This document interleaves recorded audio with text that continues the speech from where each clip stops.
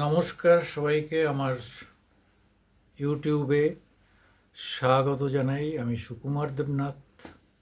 আমার এই ছোট্ট ইউটিউবে দয়া করে আপনারা যদি একটু বোতাম টিপে একটু সাবস্ক্রাইব করে দেন এবং একটু শেয়ার করে আপনারা কোনো মন্তব্য দিয়ে সমালোচনা করে এটাকে একটু যদি সমস্ত মানুষের আরও বেশি কাছে পৌঁছানোর ব্যবস্থা করে দেন তাহলে খুশি হব। আমি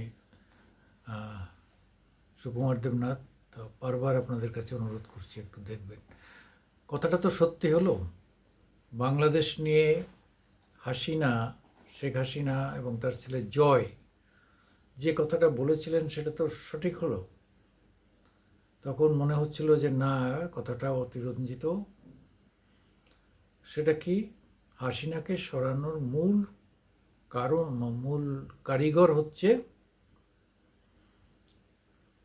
আমেরিকা এবং কারণ হচ্ছে সেন্ট মার্টিন দ্বীপ।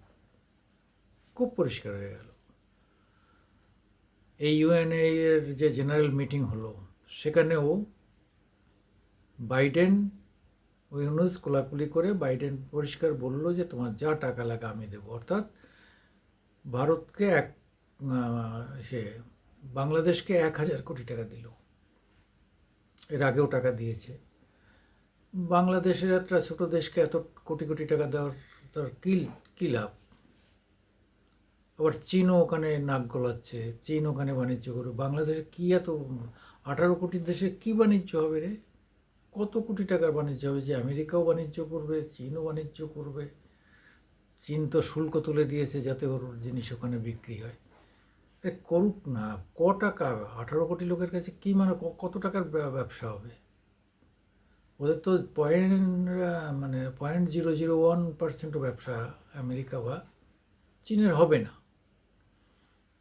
চীন তবুও একটা মানে আছে, চীনের কাছ থেকে প্রচুর অস্ত্র হাসিনা কিনেছে। ফলে চীনের একটা টান থাকতে পারে যে এই জায়গাটা অস্ত্র বিক্রি করতে আর কেউ যেন যাতে না ঢুকতে পারে। কিন্তু আমেরিকার কি এত ইন্টারেস্ট হঠাৎ করে? আমেরিকা শেখ হাসিনার মতো একটা গণতান্ত্রিকভাবে জয়ী হওয়া সরকারকে ফেলে দিল। আরে ভোট হয়নি, ভোট তো হয়েছে। এখন বিরোধীরা যদি কেউ না দাঁড়ায়, এখানে নরেন্দ্র মোদীর বিরুদ্ধে কোনো দলই যদি না দাঁড়াতো তাহলে সেই জিততো। সে তো মানুষ ভোট দিয়েছে, 1% হোক 10% হোক সেটা তো পরের কথা। বিএনপি কেন ভোটে দাঁড়ায়নি? কেন দাঁড়ায়নি বলুন? এটা নিয়ে বিতর্ক হতে পারে, আলাদা কথা।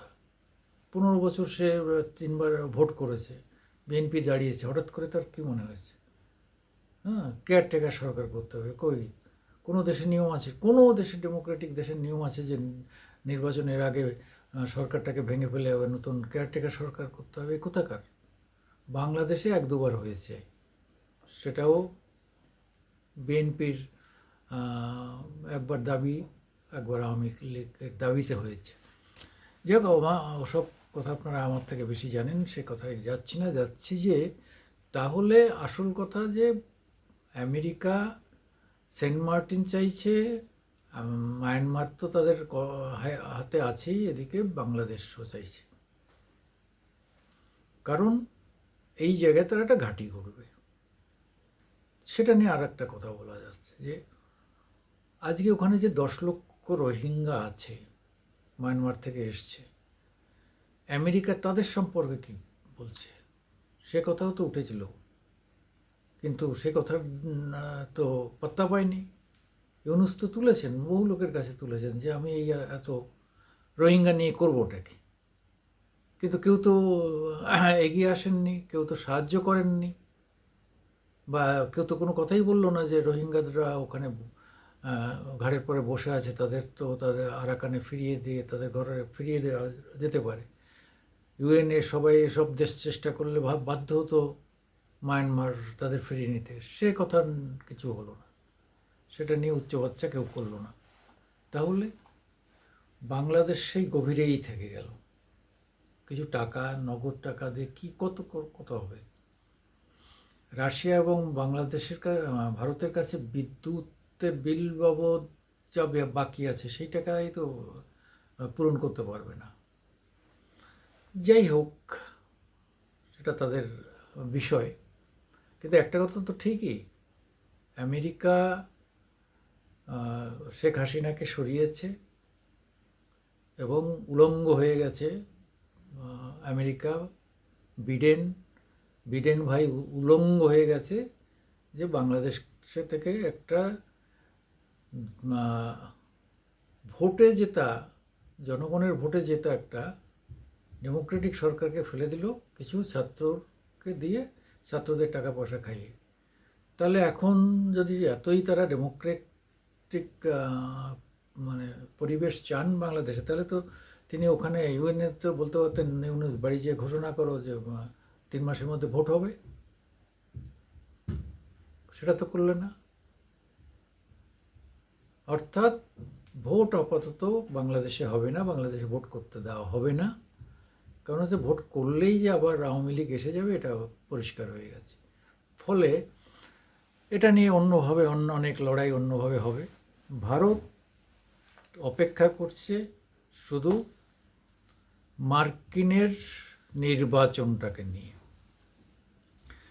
কমলা হ্যারিস আসলেও ভারতের সঙ্গে সম্পর্ক ভালো থাকবে।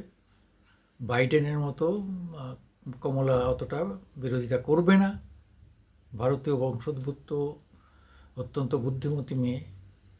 আবার যদি ট্রাম্প আসে তাহলে তো কোনো কথাই নেই। তাহলে ট্রাম্প আসলে 3 মাসের মধ্যে বাংলাদেশের সমস্যার সমাধান হয়ে যাবে এবং হওয়াই উচিত। আর একটা তালিবানি রাজ্য বাংলাদেশ হয়ে যাওয়ার আগে এক্ষুনি এই দেশটাকে একটা ডেমোক্রেটিক সরকার দিতে হবে, যেটা ডেমোক্রেটিক ওয়েতে ভোট করে দিতে হবে। তা না হলে আর একটা তালিবানি শাসন ইতিমধ্যে শুরু হয়ে গেছে। হিন্দু মেয়েদের বলছে তোমাদের কী সব সুন্নতে সমস্ত পড়ে মুখস্থ করে আসতে হবে আর মাথায় কাপড় দিয়ে আসতে হবে, বোরকা পরে আসতে হবে। ভাবা যায়? এটা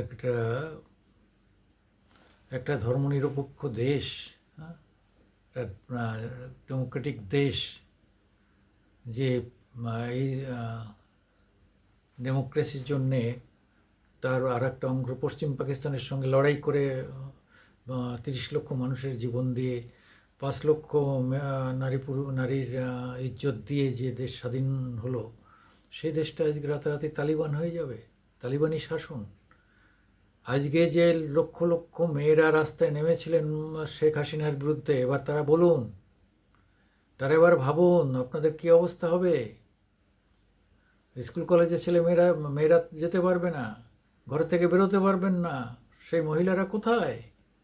আজকে কেন রাস্তায় নামছেন না যে এই যে তালিবানি শাসনের বিরুদ্ধে? নিজেরাই বুঝবেন একসময়।